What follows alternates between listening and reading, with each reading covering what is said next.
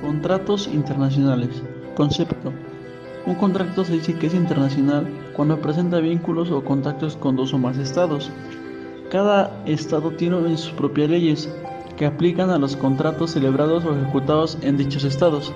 Esto se debe a que la existencia de contratos que traspasan las fronteras nacionales o originales, ya sea por convenio o por partes también, se consideran internacionales. Se debe a que, como ejemplo, la existencia de contratos internacionales es muy frecuente no solo por la globalización, sino también por el exceso de mercados. Eso se debe a que también por la celebración de contratos que tienen conflictos por un cambio del mismo domicilio o son los que señalan como un lugar de entrega a un diferente estado, ya que estos son los principales conflictos que puede ocasionar un contrato mal hecho o sin tener una regularización donde acepta un correcto estado de origen.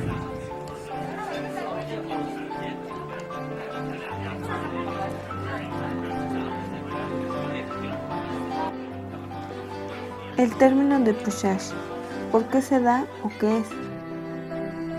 En un contrato se da cuando éste se puede someter a la ley de algún estado o varios estados, es decir, cuando un contrato queda sometido a diversas leyes nacionales, ya que es la posibilidad de la que gozan las partes de un contrato para someter aspectos económicamente independientes de un contrato internacional a leyes distintas. ¿Dónde se originó? Se originó en países de tradición jurídica romanista en 1980, ya que facultó a las partes para designar la ley aplicable a la totalidad o solamente a una parte del contrato. Los artículos que reconocen o hablan de este aspecto del contrato son los siguientes. En el artículo 9, párrafo 3, reconoce como pushage cuando una parte del contrato es separable del resto y ésta se apega más a las leyes del otro estado. De este modo puede aplicarse la ley de ese estado a esa parte del contrato. Artículo 2. Dice que las leyes mexicanas rigen a todas aquellas personas que habitan en la República, salvo cuando éstas prevén la aplicación de un derecho extranjero. Artículo 13. Marca 5 aspectos fundamentales. A. Las situaciones jurídicas creadas en entidades federativas o extranjeras deberán ser reconocidas. B. El Estado y la capacidad de las personas físicas se rige por las leyes de su domicilio. C. La Constitución, el régimen y la extinción de derechos reales de inmuebles, así como los contratos de arrendamiento, entre otros, se regirán bajo el derecho del lugar de ubicación, aunque los titulares sean extranjeros. D. La forma se rige bajo el derecho del lugar donde se celebre. E. Salvo lo anterior, los efectos jurídicos y contratos se regirán por el derecho del lugar donde se lleven a cabo, salvo que hubiesen asignado válidamente la aplicación de otro derecho o de manera artificiosa se hayan evadido los principios fundamentales del derecho mexicano. Ley aplicable. Una forma sencilla de que se pueda entender que la ley aplicable es que establece la formación del contrato de compra-venta y los derechos y obligaciones que éste debe contener de ambas partes, que en este caso es el comprador y el vendedor, cuando se encuentran en domicilios diferentes. Una está en un estado y otra se encuentra en otro estado. La Convención de las Naciones Unidas sobre los contratos de compraventa internacional nos da dos definiciones, dos funciones sobre la ley aplicable al contrato internacional, las cuales son, la primera es que las partes hayan elegido por cláusula expresa o se infiera con claridad de las disposiciones del contrato, y si algo en la anterior llega a faltar o se llega a incumplir, entonces la ley del país donde tiene su domicilio o está establecido el vendedor, si ahí se recibió la orden de entregar las mercancías, entonces se entregará.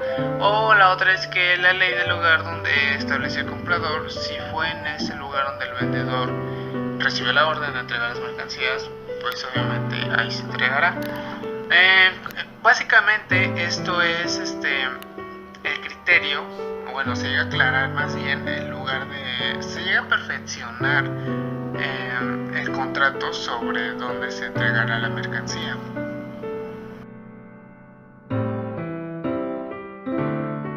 Prestación más característica. El Reglamento Roma 1, en el artículo 4, que puntualiza la ley aplicable a falta de elección, se determina de la siguiente manera. Inciso A. El contrato de compraventa de mercancías se regirá por la ley del país donde el vendedor se encuentra habitualmente. Inciso B.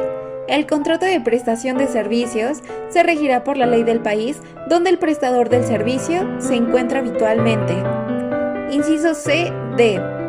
El contrato que tenga por objeto un derecho real inmobiliario o el arrendamiento de un bien inmueble celebrado con fines de uso personal temporal para un periodo máximo de 6 meses consecutivos se regirá por la ley del país donde el propietario tenga su residencia habitual, siempre que el arrendatario sea una persona física y tenga su residencia habitual en ese mismo país.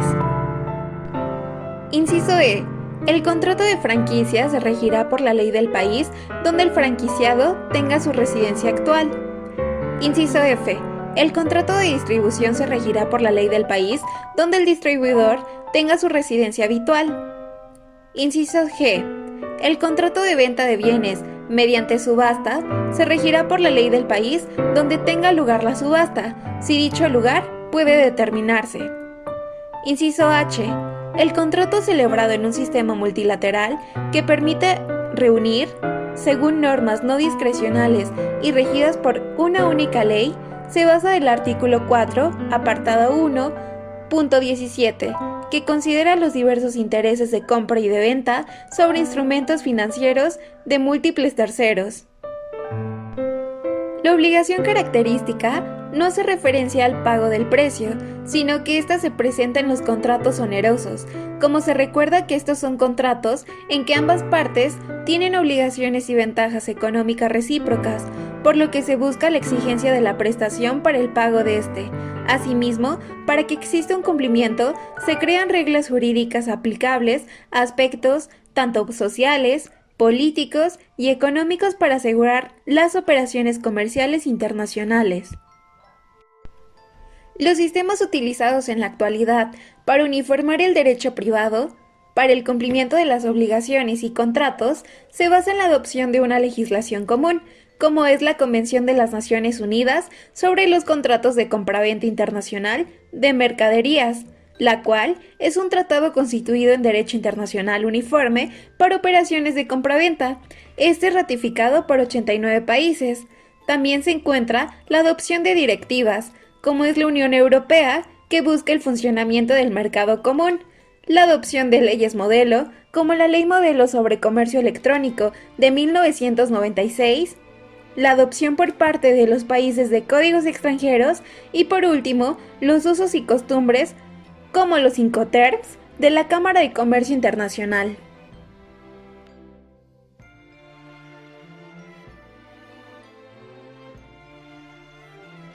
Lex mercatoria. ¿Qué es la lex mercatoria? ¿Cómo conocimos la lex mercatoria? Bueno, esta es conocida como la ley del comerciante. Desde hace tiempo atrás, la lex mercatoria ha sido ocupada por diversos organismos internacionales y privados que han trabajado de manera intensa por crear instrumentos vinculantes, obligatorios, como los tratados y convenciones.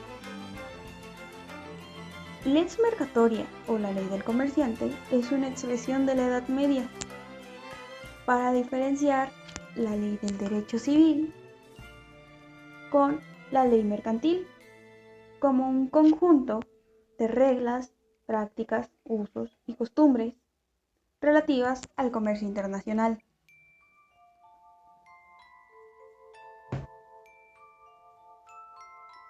La lex mercatoria creó tratados y convenios no vinculantes como las guías del comercio, al igual que reglas y usos para todos los comerciantes del mundo. Un ejemplo serían los principios de UNIDROIT. El UNIDROIT es el Instituto Internacional para la Unificación del Derecho Privado, que fue concebido en sus inicios por una entidad privada italiana. Esta, mediante la unificación de las disciplinas jurídicas civiles y comerciales, es una organización independiente cuya misión consiste en estudiar de manera armonizada la coordinación del derecho Estado de los estados o grupos de Estado. Otro ejemplo serían las Incoterms. ¿Qué son las Incoterms? Bueno, las Incoterms son reglas o tratados que se usan para ver qué acuerdos se pueden hacer durante los contratos mercantiles. Por ejemplo,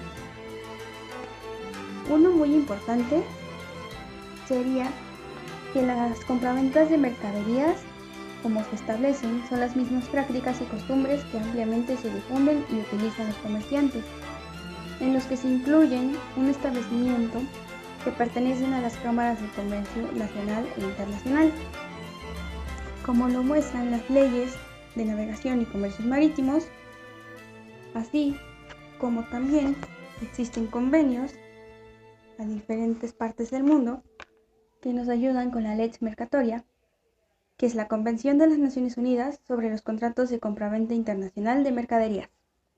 Entonces, la Lex Mercatoria es definida como un conjunto no sistemático de reglas de diversa índole, no obligatorias, y que puedan ser utilizadas por partes en sus contratos.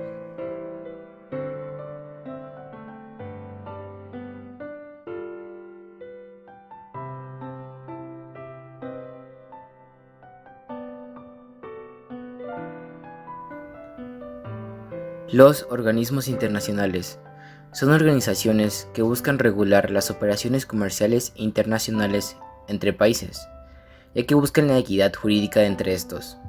A lo que esto se refiere es que buscan armonizar entre las normas de los países para dar seguridad a la hora de hacer transacciones entre ellos. Un ejemplo de estos organismos internacionales es la Comisión de las Naciones Unidas para el Derecho Mercantil Internacional, por las siglas CNUDMI, también traducida a UNCITRAL, United Nations Commission on International Trade Law, por sus siglas en inglés. Esta fue creada por la ONU en 1966. Es el cuerpo legal central del sistema de las Naciones Unidas en el campo del derecho comercial internacional, un organismo legal con membresía universal que se especializa en la reforma del derecho comercial en todo el mundo durante más de 50 años. El negocio de la Comisión de las Naciones Unidas para el Derecho Mercantil Internacional es la modernización y armonización de las normas sobre negocios internacionales. Ahora se preguntarán, ¿cómo es que este organismo logra mantener la armonía entre los tratados de distintos países? Esto lo hacen gracias a distintos métodos que ellos han implementado, por los cuales son los siguientes. Ellos han logrado hacer convenciones internacionales en las cuales hay acuerdos para hacer los tratados de diversas formas. También tienen leyes modelo y leyes uniforme. Un ejemplo de esta ley sería sobre el arbitraje comercial internacional, la cual fue introducida en 1985 con enmiendas adoptadas en el 2006. Otra manera en la que hacen esto es con la fomentación de codificación y aceptación de las condiciones en prácticas comerciales internacionales.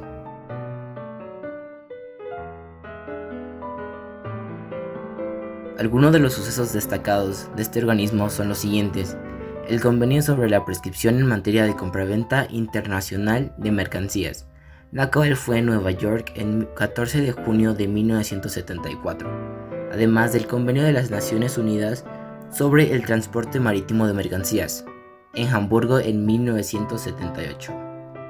Además, tenemos la Convención de las Naciones Unidas sobre los contratos de compraventa internacional de mercancías, la cual fue en Viena en el año de 1980. Y por último, tenemos la Convención de las Naciones Unidas sobre letras de intercambio internacionales y pagarés internacionales, otra vez en Nueva York en 1988. Así como estas fueron algunos ejemplos, hay muchos más sucesos destacados, los cuales puedes investigar más adelante si es que tienes la intriga. Y por último, este organismo no lo podría lograr todo solo, por lo cual cuenta con diversos vínculos, los cuales son de carácter internacional y regionales, los cuales han ayudado a poder conseguir tantos logros. Algunos de estos son los siguientes: son la UNIDROIT, la Cámara de Comercio Internacional, la Organización Mundial de la Propiedad Intelectual, el conocido Banco Mundial, el Comité Internacional Marítimo y por último la UNCTAD. No solo son estos, son muchos más, los cuales ayudan a poder realizar todo lo antes mencionado. UNIDROIT, Instituto Internacional para la Unificación del Derecho Privado, fue fundado en 1926. En su inicio fue una entidad privada italiana que pretendía sentar las bases para la edificación unitaria de un nuevo derecho privado, mediante la unificación de las disciplinas jurídica, civil y comercial. Actualmente es una organización intergubernamental independiente. Agrupa a 63 estados, incluidos todos los miembros de la Unión Europea. Su misión es estudiar la manera de armonizar y coordinar el derecho privado de los estados para una legislación de derecho privado uniforme por los distintos estados. Elabora leyes modelos y algunos convenios y textos comerciales de gran importancia, de los cuales algunos han sido aprobados en conferencias internacionales como la Convención Internacional sobre los Contratos de Viaje en 1970 y la Convención de Ottawa sobre Factoring Internacional en 1980, entre otras. Conferencia de La Haya sobre Derecho Internacional Privado. Es una organización internacional con sede en La Haya. Cuenta con 78 miembros, de los cuales son 77 estados y una organización regional de integración económica. Su objetivo es buscar la homologación de las normas de derecho internacional privado en el ámbito mundial. Su principal instrumento para alcanzar su objetivo son las negociaciones y la elaboración de tratados multilaterales, entre ellos la cooperación judicial y administrativa internacional, conflictos de leyes en materia de contratos, delitos, obligaciones alimentarias, estatuto y protección de los niños, relaciones entre cónyuges, etc. Organización Mundial del Comercio. Fue establecida en 1995. Se ocupa de las normas que rigen el comercio entre los países. Ayuda a los productores de bienes y servicios, exportadores e importadores, a llevar bien sus actividades. Ha elaborado acuerdos que han sido firmados por la mayoría de los países que participan en el comercio mundial. Administra los acuerdos comerciales como el GATT y el TRIPS. También supervisa las políticas comerciales y coopera con el Banco Mundial y el Fondo Monetario Internacional en relación con la política económica y comercial a escala mundial.